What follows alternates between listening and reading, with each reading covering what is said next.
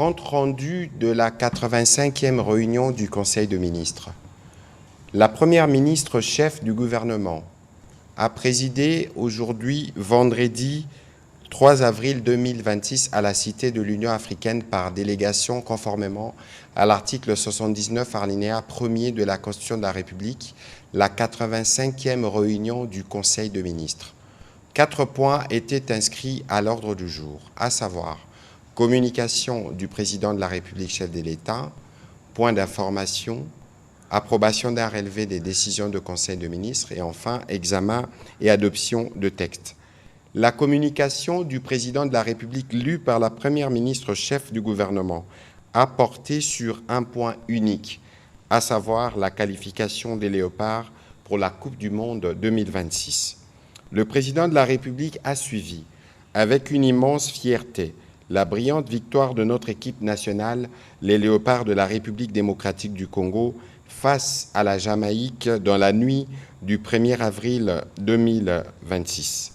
Par cette performance remarquable, nos joueurs viennent d'honorer la nation tout entière et d'ouvrir à notre pays la voie de la qualification à la Coupe du Monde, marquant ainsi le retour de la République démocratique du Congo à cette prestigieuse compétition internationale après 52 années d'absence. Au nom du peuple congolais et en son nom propre, il a adressé ses félicitations les plus chaleureuses aux joueurs, au staff technique ainsi qu'à l'ensemble des encadreurs de l'équipe nationale dont l'engagement, la discipline et l'essence du patriotisme ont permis d'écrire cette page importante de notre histoire sportive. Il a saisi également cette occasion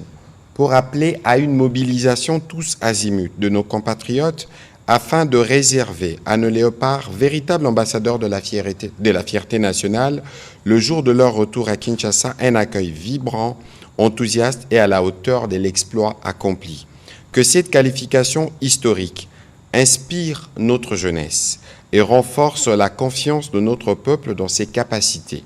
Toutefois, il a tenu à rappeler que la victoire contre la Jamaïque ne constitue pas une finalité en soi. Elle doit plutôt être considérée comme une étape vers un objectif plus ambitieux. Notre nation doit nourrir l'ambition légitime de porter haut les couleurs de la République démocratique du Congo sur la scène sportive internationale et de viser avec détermination et persévérance la conquête de la Coupe du Monde. Cette ambition n'est pas un simple rêve, mais l'expression d'une volonté collective de hisser notre football au rang des grandes nations sportives. Elle appelle à la mobilisation de toutes les énergies, celles de nos joueurs, de nos encadreurs techniques, de nos dirigeants sportifs, ainsi que de l'ensemble du peuple congolais qui, à travers sa passion et son soutien indéfectible, demeure le premier moteur de nos succès. Avec la foi en Dieu, l'unité nationale, la discipline, le travail et les efforts conjugués de tous, cet espoir est non seulement permis, mais pleinement à notre portée. Dans cette perspective, le président de la République a engagé le gouvernement à se mobiliser afin de réunir toutes les conditions nécessaires à une préparation optimale des Léopards.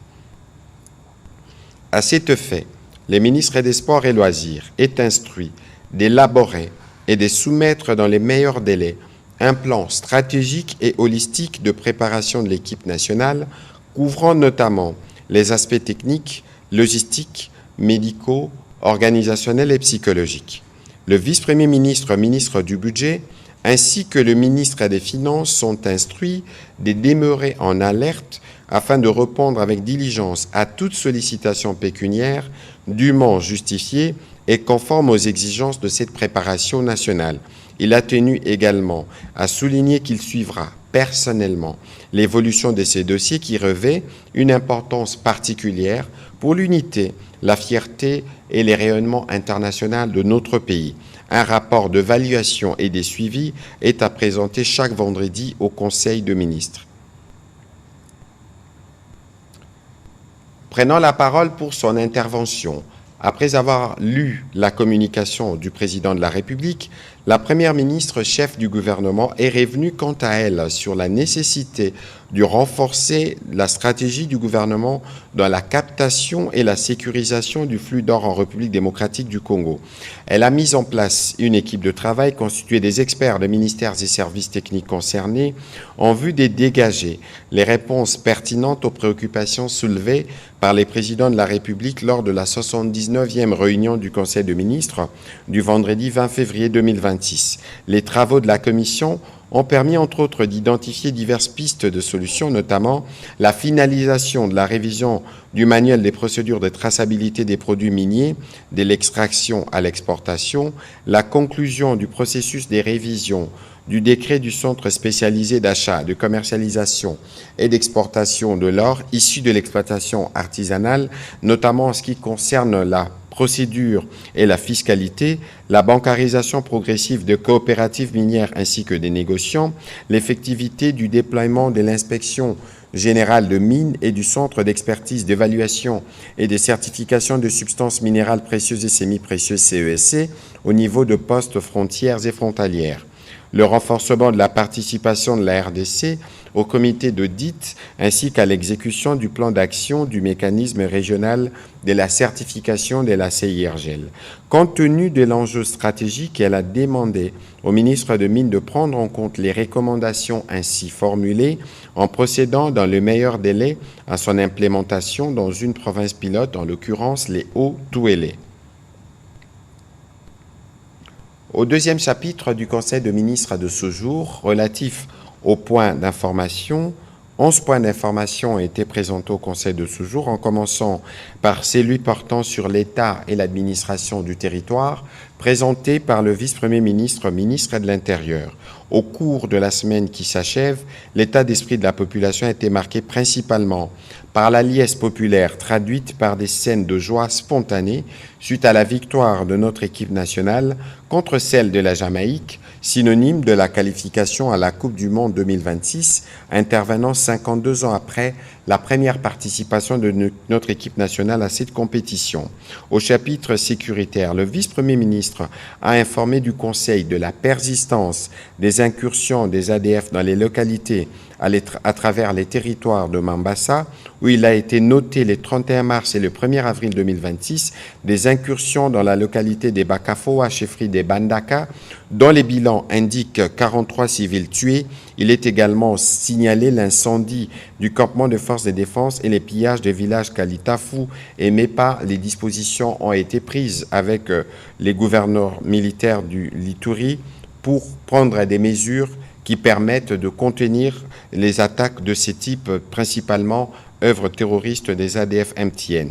Au sujet du banditisme et de la criminalité, il a fait le point sur la réunion interinstitutionnelle qu'il a présidée le 30 mars 2026 avec la participation du ministre d'État, ministre de la Justice et garde Sceaux et les représentants du Conseil supérieur de la magistrature. Ces échanges ont permis d'identifier les causes profondes des recrudescences de la criminalité dans nos villes et cités impliquant des hommes en uniforme, porteurs d'armes, à savoir le déficit des disciplines et de commandement dans certaines unités, la prolifération des armes légères, l'insuffisance des mécanismes et des contrôles internes et des sanctions. Des mesures ci-après ont été prises. Les financements de l'opération de contrôle dite lutte contre la détention illicite des armes afin de lutter contre la circulation illicite des armes légères et des petits calibres.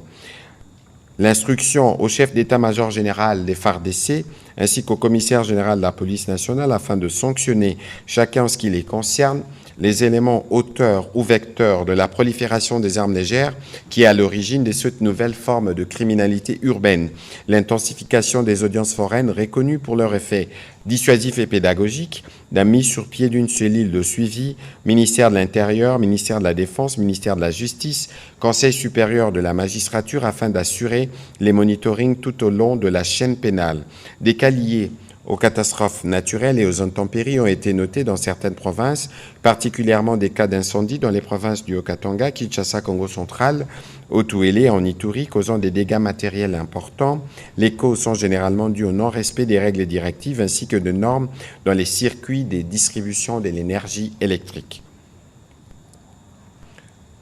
Pour sa part, le vice-premier ministre, ministre de la Défense nationale, a informé les membres du Conseil de la situation opérationnelle et sécuritaire dans la province du Nord Kivu, ainsi que celle du Sud Kivu, où les forces armées de la République démocratique du Congo restent en alerte et déterminées à défendre leur position et les populations contre la coalition d'agression. Dans le territoire de Walikale, en province du Nord Kivu précisément, les forces armées de la République démocratique du Congo s'activent pour la mise en œuvre de ce qui a été convenu à Washington au sujet de la question des FDLR. Dans la province de l'Ituri, le vice-premier ministre, ministre de la Défense, est aussi revenu sur l'incident évoqué plus haut par le vice-premier ministre, ministre de l'Intérieur, avec la précision notamment sur les forces armées de la République démocratique du Congo qui s'emploient à absorber cette violence et à proscrire toute forme de déplacement de population pour s'assurer de leur sécurité dans les endroits où ils se trouvent, en territoire des Djougou, en plus de la découverte d'une troisième cache d'armes appartenant à la coalition CRP Zaïre et la reddition des 14 éléments CRP signaux positifs, les FARDC poursuivent la traque des éléments résiduels qui se caractérisent par des attaques contre la population civile et les embuscades. Dans le Haut-Katanga, le chef d'état-major général des FARDC a lancé l'opération visant la neutralisation des insurgés. Toujours sur ces chapitres sécuritaires, le ministre délégué chargé des anciens combattants a pu faire le point de l'évolution de la situation sécuritaire spécifiquement dans les périphéries de la ville-province de Kinshasa ainsi que dans la province du Maïndombe avec l'opération contre les Mobondo. Au sujet de l'évolution de la situation récente sur les marchés d'échange ainsi que de biens et services, le gouverneur de la Banque centrale, intervenant comme invité au Conseil de ministres de ce jour, a indiqué que la conjoncture économique demeure globalement stable, soutenue par une inflation maîtrisée et une dépréciation modérée de la monnaie nationale. Au cours de la 4e semaine de mars 2026, les taux d'inflation hebdomadaire s'est établi à 0,20% contre 0,19% la semaine précédente. En variation mensuelle, les taux d'inflation s'est établi à 0,71% au mois de mars contre 0,59% en février. Entre-temps, le taux d'échange du franc congolais s'est fixé à 2384,36 CDF pour $1 américain à l'indicatif et 2303,75 CDF sur le marché parallèle. Par rapport à la semaine précédente, la monnaie nationale s'est dépréciée de 0,38% à l'indicatif et de 0,07% au parallèle. En rythme hebdomadaire, les cours mondiaux des principaux produits des bases intéressant l'économie congolaise se sont globalement bien comportés, considérant les facteurs de risque, notamment sur les plans externes liés à la contraction marquée par la production pétrolière dans les pays du Golfe, entraînant une hausse des prix du pétrole au-delà du seuil de $100 américains le baril, la hausse des coûts du transport maritime et les risques d'attaque contre des infrastructures énergétiques au Moyen-Orient, les gouverneurs de la Banque centrale du Congo a formulé des recommandations au gouvernement. Il a notamment insisté sur la perception des impôts, taxes et redevances en monnaie nationale uniquement afin de soutenir la demande du franc congolais, le renforcement du dispositif de suivi des prix de produits pétroliers et des coûts logistiques et la diversification de sources d'approvisionnement énergétique. Au sujet de la situation épidémiologique, le ministre de la Santé, Hygiène et Prévention sociale a d'abord dit au gouvernement avoir mis fin à la riposte contre l'épidémie des Mpox et que dorénavant, il entretiendra le conseil que sur l'évolution de la situation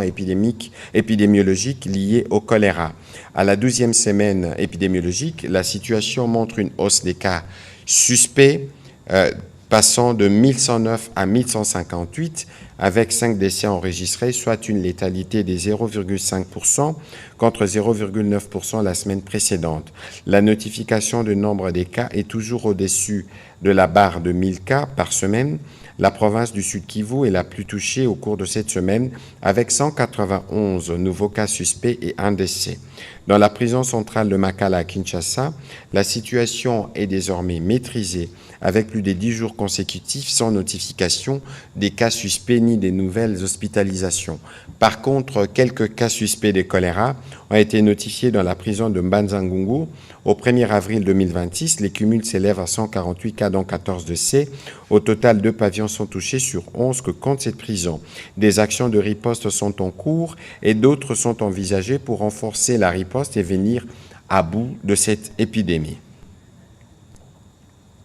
Note d'information relevant du secteur de l'éducation nationale, la ministre d'État, ministre de l'Éducation et Nouvelle Citoyenneté, a informé le Conseil de l'état d'avancement de l'assainissement du fichier de paie du secteur éduc-NC et sécurisation du paiement de la prime de gratuité. Depuis janvier 2026, ces processus internes de vérification et de redressement du fichier de paie préparé par la DINACOPE a été lancé. Cette démarche est motivée par des signaux concordants d'irrégularité administrative, technique et financière affectant la sincérité du fichier et la régularité de certaines imputations de paie. Cet exercice, a-t-elle précisé, ne se substitue nullement à l'audit gouvernemental en cours. Il vise au contraire à mettre à la disposition du gouvernement un premier niveau de fiabilisation sectorielle sur un champ particulièrement sensible, tant sur le plan budgétaire que sur le plan social. Il n'en ressort que du poids du fichier 700 249 agents payés en mars 2026, dont 624 081 enseignants,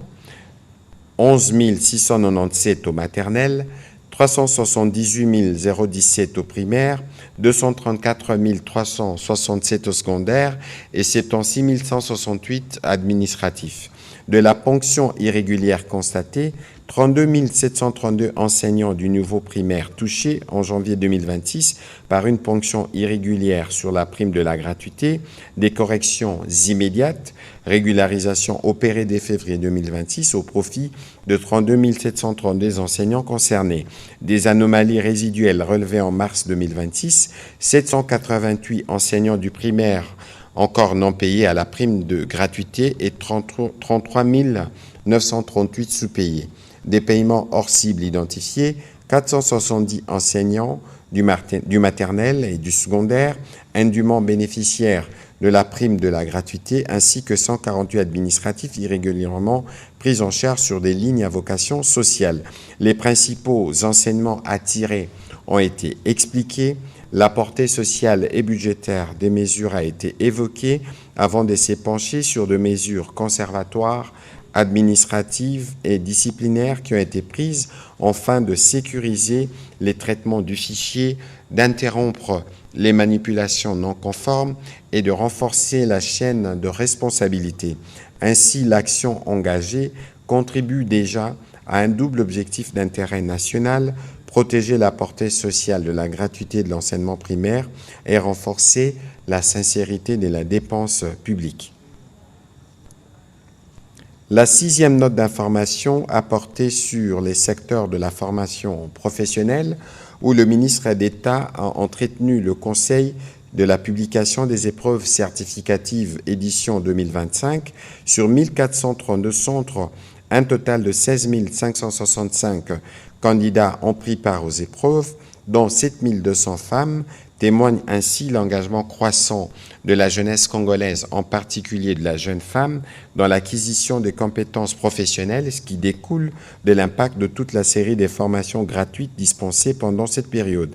À l'issue des évaluations, 14 836 candidats ont été admis, parmi lesquels 6 644 femmes, soit un taux global de réussite de 89,6%. Ces résultats témoignent des efforts conjoints du gouvernement, des inspecteurs de la formation professionnelle, des encadreurs pédagogiques ainsi que des apprenants en vue d'améliorer la qualité de la formation professionnelle dans notre pays. Par ailleurs, sur les 122 filières de formation professionnelle reconnues, 99 filières ont été effectivement évaluées, donnant lieu à la sélection de 99 meilleurs lauréats, soit un par filière, en dépit des contraintes matérielles et financières sur lesquelles le gouvernement travaille, les ministres d'État, ministres de la formation professionnelle, à rassurer que les épreuves certificatives de l'édition 2025 se sont effectivement déroulées sur toute l'étendue du territoire national, y compris dans certaines zones en proie à l'insécurité. Avec le Parlement, a fait état du suivi de l'exécution des recommandations du Parlement au gouvernement. Il a indiqué que l'évaluation au niveau d'exécution des recommandations de l'Assemblée nationale et du Sénat, issues des synthèses de rapports de vacances parlementaires, constitue un exercice de redevabilité d'une importance capitale. Elle a permis de recueillir auprès des membres du gouvernement des réponses précises et pertinentes aux préoccupations légitimes relayées par les élus du peuple. Cet exercice a offert aux ministres sectoriels l'opportunité de passer au crible ensemble des recommandations et de valider les progrès réalisés dans la mise en œuvre des projets. Ces résultats traduisent directement les desiderata de nos populations, analysés province par province et secteur par secteur, garantissant ainsi une action publique au plus proche des besoins des citoyens. Dans le cadre du renforcement de la collaboration entre les pouvoirs législatifs et exécutifs, les ministères de relations avec le Parlement a dressé un bilan exhaustif du niveau d'exécution des recommandations de l'Assemblée nationale et du Sénat adressées au gouvernement. Il a réaffirmé son engagement à accompagner les ministres sectoriels dans cet exercice de redevabilité, l'enjeu étant des tailles en vue de transformer les recommandations parlementaires en actions concrètes pour le développement de nos provinces et l'amélioration du quotidien des Congolais. Note d'information relevant du secteur de l'emploi et du travail. Le ministre de l'Emploi et du Travail a évoqué la nécessité de l'amélioration du climat social et le renforcement du dispositif national de développement des compétences. En exécution de l'instruction du président de la République donnée lors de la 58e réunion du Conseil des ministres, un contrôle dans les secteurs du placement de la main-d'œuvre locale a été déclenché. Le rapport fait état de 625 services privés de placement répertoriés, dont 233 en ordre et 402 œuvres dans l'irrégularité suite notamment au manque d'agrément par le ministère de l'Emploi et du Travail, à l'absence des contrats du travail, l'absence d'une prise en charge médicale, la non-application du SMIC et les non-réversements des cotisations sociales et de l'impôt sur les personnes physiques. Face à cette situation, il a proposé au Conseil la prise d'acte des mesures suivantes, notamment un moratoire de 30 jours pour faciliter un transfert aisé des contrats de travail vers les sociétés en ordre avec la législation en vue de garantir la continuité de l'emploi et la prise en charge des emplois dans l'illégalité, et ce, après un ultime moratoire de 30 jours. Sur un autre volet, le ministre de l'Emploi et du Travail a rassuré de la fin de travaux des constructions des centres de l'INPP de Maluku, Kolwezi et Kisangani. Ces ouvrages sont à ce jour prêts à être inaugurés. En ce qui concerne le centre de l'INPP de Kalemi, dont l'instruction présidentielle a été donnée lors de la conférence de gouverneurs que cette ville avait abrité, il a précisé qu'un terrain a déjà été acquis sur fonds propres de l'INPP avec la facilitation des autorités provinciales du Tanganyika. Autant les études des faisabilités sont bouclées, autant les budgets globaux de construction attendent d'être financés. Tombée du premier sommet 2025 à Dubaï. Au terme de ces assises, un catalogue des projets nécessitant des investissements pour un montant global de 6 milliards de dollars américains pour le développement du tourisme en Afrique avait été retenu. Sur ces montants, 1,882 milliards, plutôt 1,882 milliards. Le ministre du Tourisme a rassuré que 4 de nos projets présentés avaient retenu l'attention des Émiratis. Il s'agit des projets ci-après, les développements du circuit des aires protégées de l'ouest de la RDC, notamment les jardins zoologiques et botaniques de Kinshasa, parc marin de mangrove de Mwanda, parc national de Kundelungu, réserve de Mbombo-Lumene, la rénovation et le développement du village touristique de Lansele, les développements des circuits touristiques Mwanda-Kinshasa-Kananga et Kinshasa-Mbandaka, la réhabilitation et la modernisation du site touristique Hitona. Les modalités pratiques et la feuille de route d'accès aux 10 fonds seront bientôt définies dans les cadres d'un sommet qui se tiendra à Nairobi afin de tirer profit de ces investissements du secteur pour bien promouvoir et développer le tourisme. Le gouvernement, à travers son ministère et en collaboration avec les ministères du Plan, travaille à réaliser certains préalables dans la mise à disposition des fiches des projets d'investissement. Le ministre du Tourisme a sollicité la poursuite de ce travail en synergie et son élargissement aux ministères intervenants dans ces secteurs comme les finances, les budgets, les affaires foncières, les infrastructures et travaux publics pour permettre à notre pays de s'approprier pleinement de ces fonds à travers de projets de développement touristique.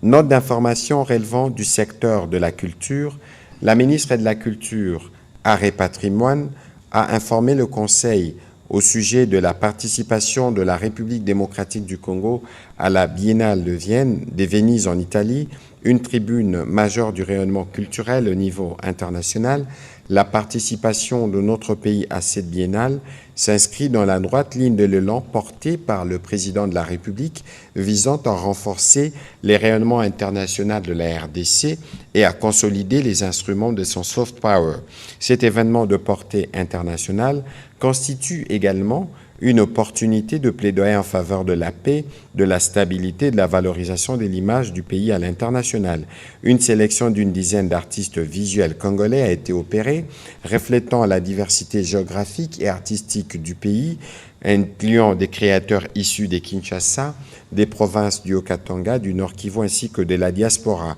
en vue d'assurer une présence culturelle renforcée et cohérente. Autour du pavillon national, il est envisagé l'organisation d'activités artistiques et culturelles connexes en marge de l'expo officielle. Depuis le mois de janvier 2026, 2 commissions ont été mises en place. La première, à caractère technique, basée à Kinshasa, est chargée de la préparation logistique et financière des activités artistiques en marge de l'exposition. La seconde, composée des délégués du partenaire, pour assurer le suivi des activités en Europe ainsi que la coordination opérationnelle sur le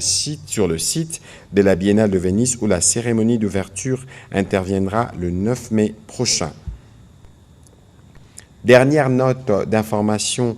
soumise au Conseil des ministres de ce jour, relevant du secteur des droits humains, les ministres des droits humains ont entretenu le Conseil au sujet de l'évaluation de la résolution S37 du Conseil des droits de l'homme et de la synergie avec les centres nord-sud du Conseil de l'Europe ainsi que la Commission africaine des droits de l'homme et des peuples. En effet, cette résolution porte principalement sur la lutte contre l'impunité. Pour ce faire, le Conseil des droits de l'homme avait décidé de mettre en place 2 mécanismes d'enquête qui devraient se relayer. D'abord, une mission d'établissement de faits et par la suite une commission d'enquête indépendante. Cependant, l'opérationnalisation de la commission d'enquête indépendante prévue pour le 31 décembre 2025 au plus tard n'est pas encore effective jusqu'à ce jour. Le Side Event organisé en marge de la 61e session du Conseil des droits de l'homme, initialement consacré à la publication du rapport sur la situation des droits de l'homme à Goma, Bukavu et environ, a été élargi à l'évaluation de la résolution S37. Dans ces cadres, les États ont été sensibilisés sur les violations massives des droits de l'homme commises par les Rwandais au Nord Kivu et au Sud Kivu, et ils ont pu, ensemble avec les acteurs impliqués, procéder à l'évaluation de la mise en œuvre de la Commission et l'impact des mécanismes de redevabilité sur terrain. Au jour du dialogue interactif organisé par le Conseil des droits de l'homme, tous les États ont articulé leurs interventions autour de 2 points, l'impératif de l'opérationnalisation urgente avant juin 2026 de la commission d'enquête indépendante, l'impératif de paix qui passe par le retrait sans condition de troupes rwandaises du territoire de la République démocratique du Congo et la cessation réelle de tout soutien au groupe AFCM 23. De ce qui précède, le ministre des Droits humains a annoncé une arrivée imminente de la commission d'enquête internationale à Kinshasa. Le Conseil a pris acte de cette note d'information, comme il a pris acte des notes d'information présentées par les 10 ministres précédents. Au troisième chapitre du Conseil de ministres de ce jour, relatif à l'approbation d'un relevé des décisions, les membres du Conseil ont approuvé les relevés des décisions prises lors de la 84e réunion ordinaire du Conseil de ministres du vendredi 27 mars 2026. Au dernier chapitre du Conseil de ministres de ce jour, relatif à l'examen et à l'adoption d'un texte, projet de loi, les ministres d'État, ministres de la Justice et garde-sceaux a soumis au Conseil pour examen et adoption les projets de loi portant autorisation de la prorogation de l'état de siège dans les provinces de l'Ituri et du Nord Kivu pour une période de 15 jours prenant cours le 17 avril 2026. Après débat et délibération, ces projets de loi ont été adoptés. Il est donc demandé à tous les Quinois, spécifiquement ou à tous les compatriotes, de se mobiliser pour accueillir nos léopards qui arrivent dimanche plutôt à 8 h par l'aéroport d'Ndjili pour les manifestations festives marquant la qualification de la République démocratique du Congo à la prochaine Coupe du Monde. Commencée à 15 h 10, la réunion du Conseil de ministres a pris fin à 17 h 36. Je vous remercie.